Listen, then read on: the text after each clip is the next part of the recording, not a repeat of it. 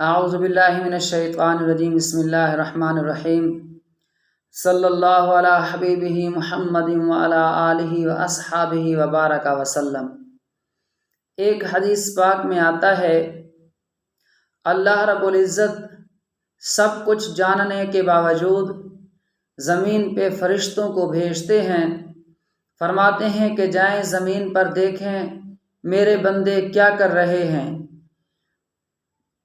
فرشتے زمین پہ آتے ہیں، جس جگہ کے اوپر اللہ رب العزت کا ذکر ہو رہا ہو، لوگ جمع ہوں، اللہ پاک کی یاد کے اندر بیٹھے ہوں، وہ فرشتے جب ایک اس مقام سے کوئی فرشتہ گزرتا ہے، وہ دوسرے فرشتوں کو آواز لگاتا ہے ہلما ہلما، وہ سارے فرشتے وہاں جمع ہو جاتے ہیں اور پھر فوراً اللہ کے سامنے ان لوگوں کا نام اور ان کے طریقہ مجلس کے بارے میں پیغام پہنچا دیتے ہیں، جبکہ اللہ رب العزت سب کچھ جانتے ہیں اور دیکھ رہے ہیں۔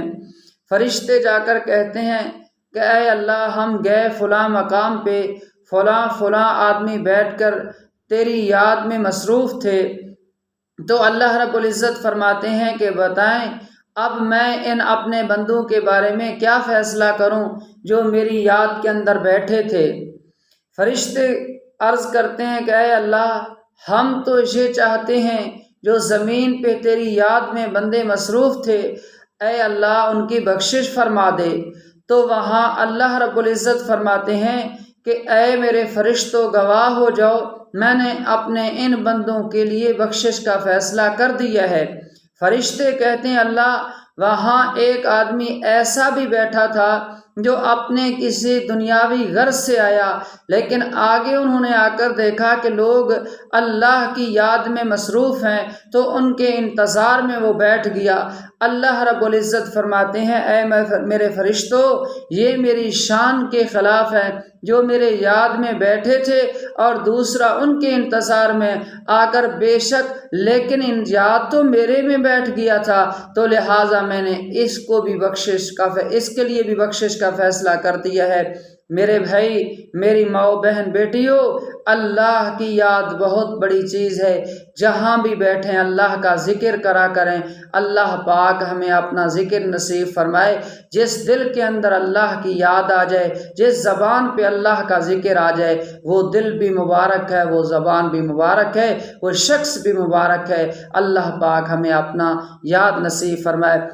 میں پھر گزارش کروں گا کہ کوشش کرو، ہم چاہتے یہ ہیں کہ اللہ کی زمین پہ نیکی پھیلے، اللہ کی زمین کے اوپر دین پھیلے، لوگ دین کی طرف آئیں، اس کے لیے کوشش کریں۔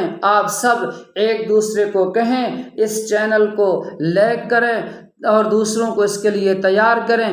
جتنے لوگ آپ کی کوشش کی وجہ سے آئیں گے، ان میں سے جتنے دین کی طرف آئیں گے، دین کا ایک حکم کے اوپر بھی عمل کریں گے آپ کی کوشش کی وجہ سے، تو اللہ جتنا ان کے اوپر راضی ہوگا اتنا ہی ان پہ بھی اللہ پاک راضی ہوں گے جنہوں نے ان کو تیار کیا ہے۔ اللہ جتنا اجر عمل کرنے والے کو دے گا، اس کے برابر تیار کرنے والے کو بھی نصیب فرمائے گا۔ اللہ آپ سب پہ اور ہم سب پہ اللہ پاک راضی ہو، ہمیں اپنی نیکی کے لیے قبول فرمائے۔